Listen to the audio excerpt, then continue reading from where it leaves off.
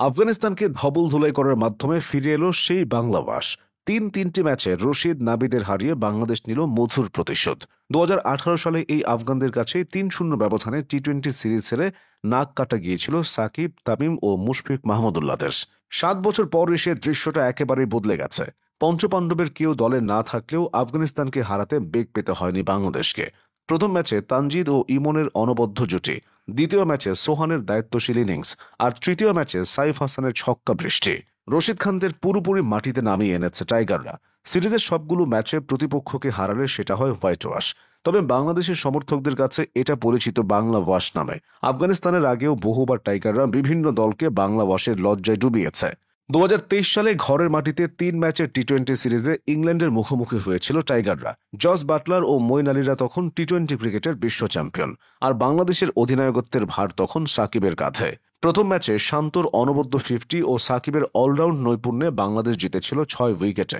তখন অনেকে সে জয়কে ঝড়ে বক মারার মতো কিছুই ভেবেছিল, কিন্তু সে ধারণাকে ভুল প্রমাণ করে পরের দুটো ম্যাচেও বাংলাদেশ ইংল্যান্ডকে হারিয়ে দেয়, নিশ্চিত করে বাংলা ওয়াশ। ওই সিরিজে ব্যাট হাতে তুখোড় ফর্মে ছিলেন নাজমুল হোসেন শান্ত। 2024 সালের শেষ দিকে ওয়েস্ট ইন্ডিজ সফরে টি-20 সিরিজে স্বাগতিকদের বাংলা ওয়াশ করেছিল লিটন দাসের দল।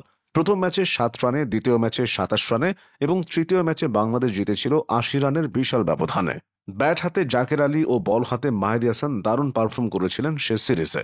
টি-20 ছাড়াও ওয়ানডে ও টেস্টে বেশ কয়েকবার উইন্ডিজকে বাংলা ওয়াশের স্বাদ দিয়েছে টাইগাররা। 2009 সালে তাদের মাটিতে তাদেরকে 2-0 ব্যবধানে টেস্টে হারানো ছিল বাংলাদেশের বড় অর্জন। একই বছর 3 ম্যাচের ওয়ানডে সিরিজেও ক্যারিবিয়ানদের ধবল ধোলাই করেছিল সাকিব, তামিমরা। এছাড়া 2021 ও 2022 সালে 3 ম্যাচের 2টি ওয়ানডে সিরিজে বাংলাদেশের কাছে হোয়াইট ওয়াশ হয়েছে ওয়েস্ট ইন্ডিজ। তবে আফগানিস্তান, ইংল্যান্ড ও ওয়েস্ট ইন্ডিজ নয়, বাংলাদেশের ক্রিকেটে বাংলা ওয়াশ শব্দটার উদ্ভব হয়েছিল নিউজিল্যান্ডকে হারানোর মাধ্যমে।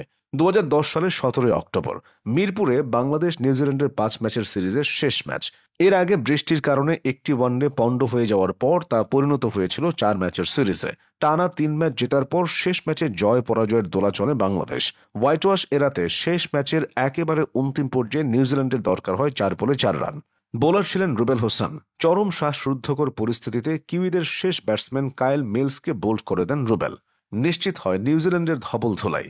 ধারাভাষ্যকার আতার আলী খান এর নাম দিয়েছিলেন বাংলা ওয়াশ।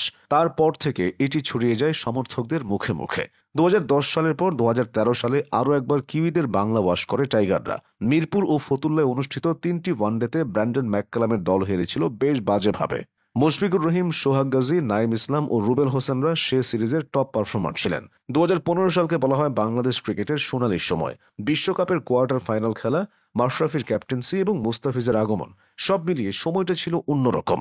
ভারত ও সাউথ আফ্রিকার মতো দলকে বাংলাদেশ ওয়ানডেতে সিরিজ হারিয়েছিল। পাকিস্তানকে তো হোয়াইট ওয়াশ তথা বাংলা ওয়াশই করে ছেড়েছিল। তামিম ইকবালের জোড়া সেঞ্চুরি, সৌম্য সরকার ও মুশফিকদের স্মরণীয় ব্যাটিংয়ে সিরিজটা বাংলাদেশ সহজেই জিতেছিল। পরিসংখ্যান বলছে 3 সংস্করণে বাংলাদেশের বিপক্ষে সবচেয়ে বেশি 8 বার হোয়াইট ওয়াশ হয়েছে জিম্বাবুয়ে। 2006 সালে ওয়ানডেতে কেনিয়াকে 4-0 ব্যবধানে হারিয়ে বাংলাদেশের হোয়াইট ওয়াশ মিশন শুরু হয়েছিল। টেস্টে 2-0 ব্যবধানে 2009 সালে ওয়েস্ট ইন্ডিজকে হারিয়ে হোয়াইট ওয়াশ করে বাংলাদেশ, আর 2012 সালে আয়ারল্যান্ডকে টি-20তে 3-0 হোয়াইট ওয়াশ করে লাল সবুজের দল।